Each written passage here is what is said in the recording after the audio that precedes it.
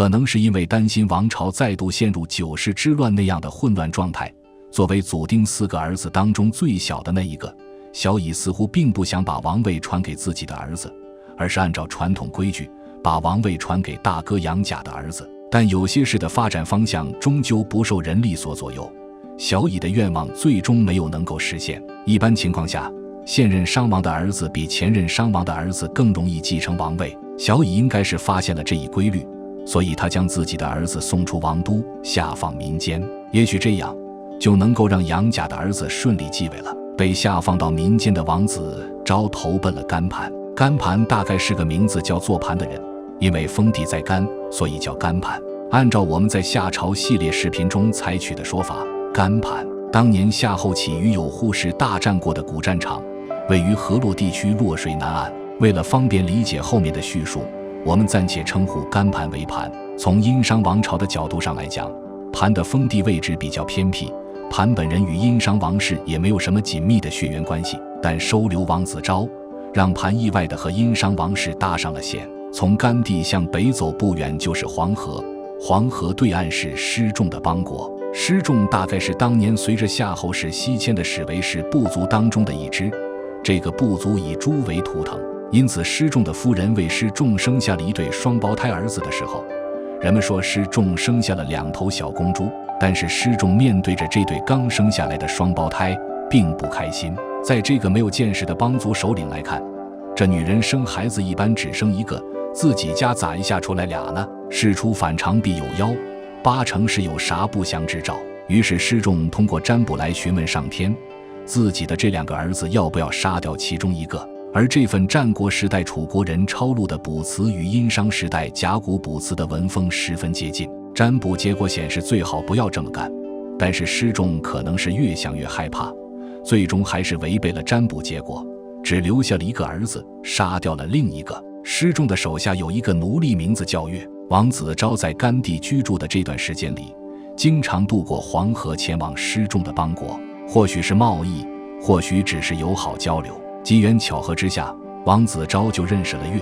并且觉得这个奴隶脑子里有点东西，自己以后有可能会用得着他。几年之后，商王小乙去世，去世时在位10年，或者是28年，又或者是21年。而小乙去世之后，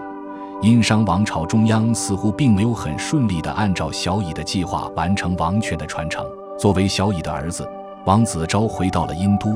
与沃甲南更系贵族群体结成政治联盟，在王室5大族系的王位争夺过程当中获胜。王子昭继承商王之位，日名武丁。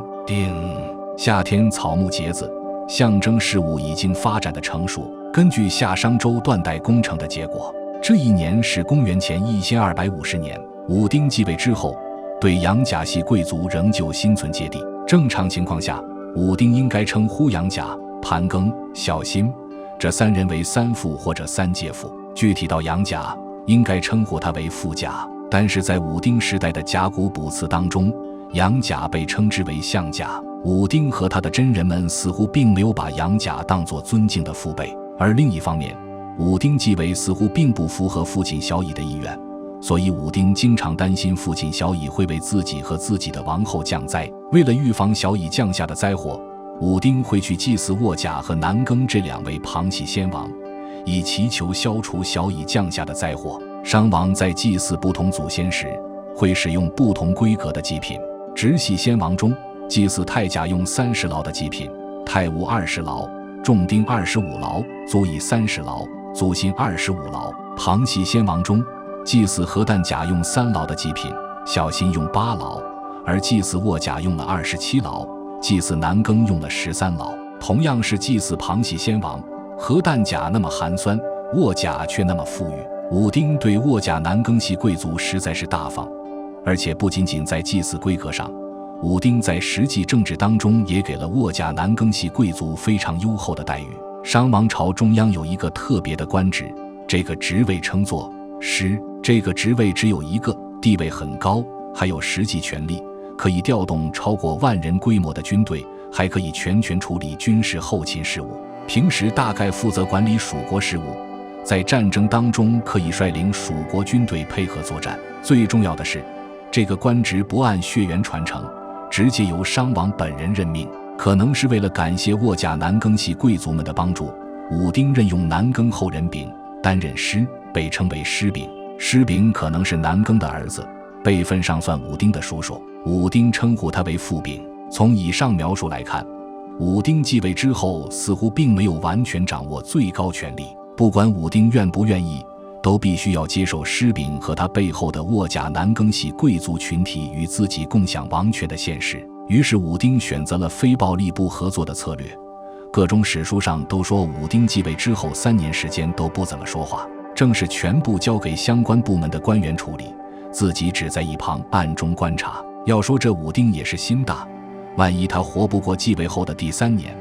后人们该怎么评价他这个没有说过话的先王呢？武丁与贵族官员卿士们的冷战状态持续到最后，卿士们对武丁说，君王您得下点命令啊，您老人家不下达命令，我们就没有可执行的命令了。于是武丁说，我管着这4方天下，怕说出来的话有什么不对的地方，酿成大错，所以不说话，不说话就不会犯错嘛。然后武丁告诉大家，自己做了一个梦，梦里见到一个圣人，这个圣人可以教导自己如何治国。于是贵族先生们拿着画像去寻找武丁的梦中之人，也不知道是谁那么机灵，在这样大海捞针一样的找人行动中，精准地在一处建筑工地上找到了正在砌墙的月。武丁见到月之后，就开始对暗号，上帝真的把你赐给我了吗？月回答说，你忘了，当年上帝把我赐给你，你一边用左手拉着我的袖子，一边朝着右边的上帝行礼啊。武丁说，对，就是这么回事。也许是为了让月建立军功，方便委以重任，武丁让月领兵进攻老东家施仲的邦国。施仲当年杀掉了自己的一个儿子，如今只有一个儿子的他，没有能够组织起强大的抵抗力量，再加上越是施仲过去的奴隶，对自己的情况知根知底。最后施仲的邦国被越带领的军队攻占，施仲在自己仅存的这个儿子的保护下逃窜到远方，后来发展成为赤腹之戎，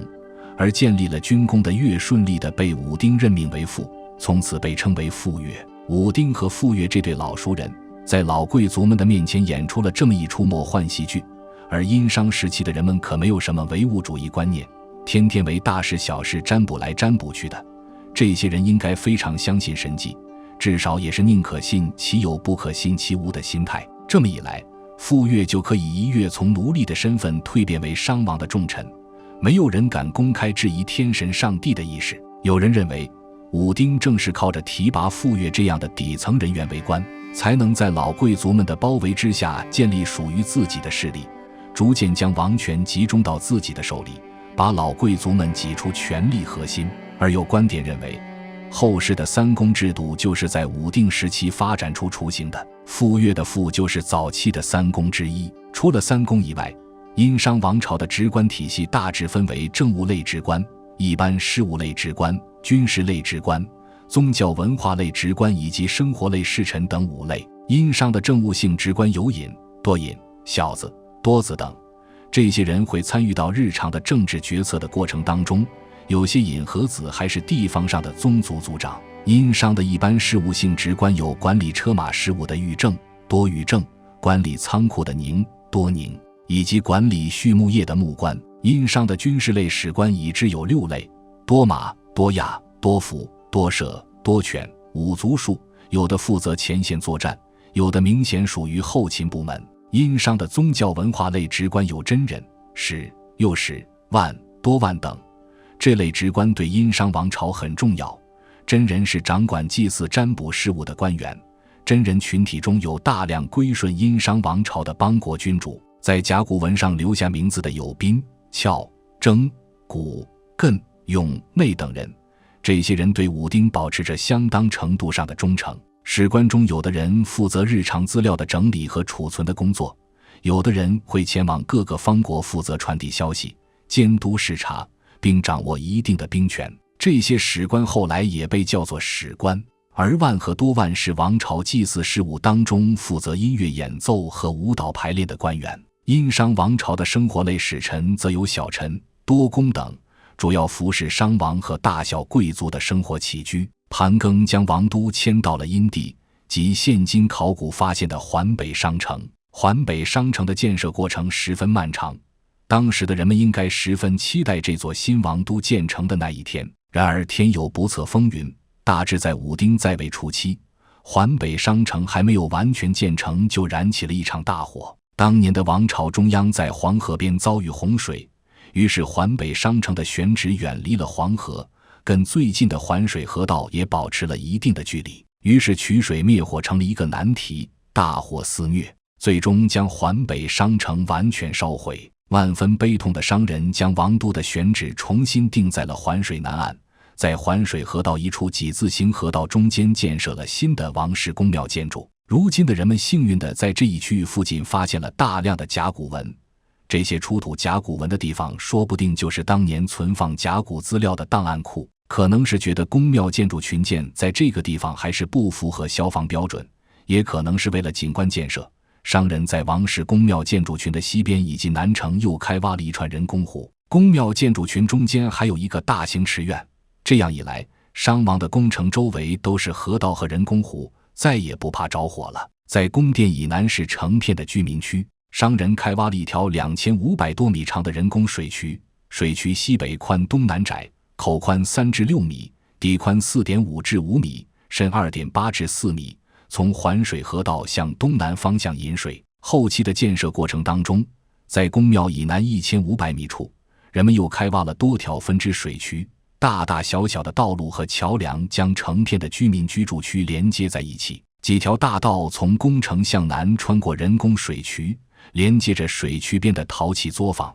铜器作坊、骨器作坊。殷商王朝的新都仍然叫殷，新都远离黄河，但与环水亲密接触，既能避免大规模的洪水，又能够保证消防安全。从此，商王可以安心地过他的定居生活，不用再到处搬家了。从盘庚时代开始，王都彻底稳定下来，不用再迁徙了。有人认为，这标志着殷商王朝开始把更多的精力放到农业生产上来，而这农业生产就又是另外一番大事业了。